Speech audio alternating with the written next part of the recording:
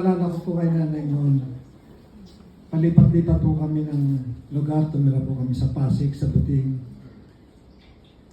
Tapos sa Aguinaldo po, sa Crame, sa Quezon City, sa Marpi. Then sa Project 3, tumira rin po kami sa Pandakan.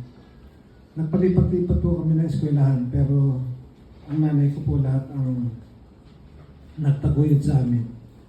Siya po ay detail woman. Siya po ay kasama pa niya ako.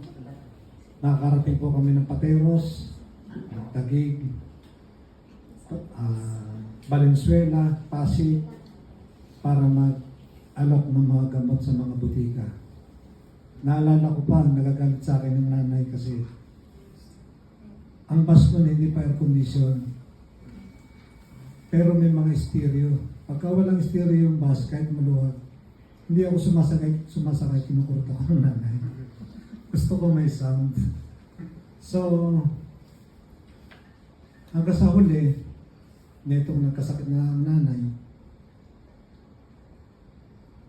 masakit po na maramdaman ang kanyang paghihirap, pero hindi ko po siya sinukuhan. Although meron kami pagtatalo minsan dahil hindi ko pa naunawaan na meron na pala siyang sakit na demensya.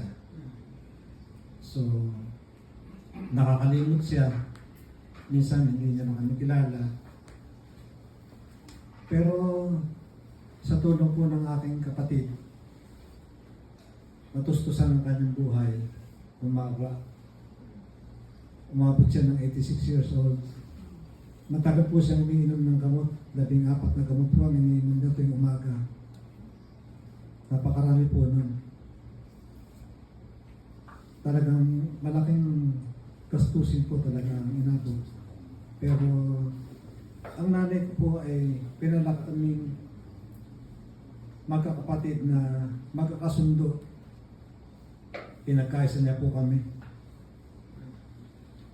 Siya po ang nagbigay sa amin ng nagturo ng mabuting asal. Kaya po kami magkakapatid, puro kami po lalaki. Hindi po kami nag-aaway. Nung mga bata kami, nag-aaway kami. Pero nung maliliit po, ako po disiplinaryan talaga ako nung naalala ko pa ang kapatid kong gusto.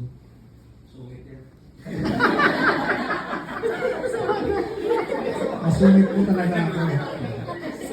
Kasi ang hilig po niya noon talaga, ang hilig po talaga niya noon. Nung magugupit siya ng mga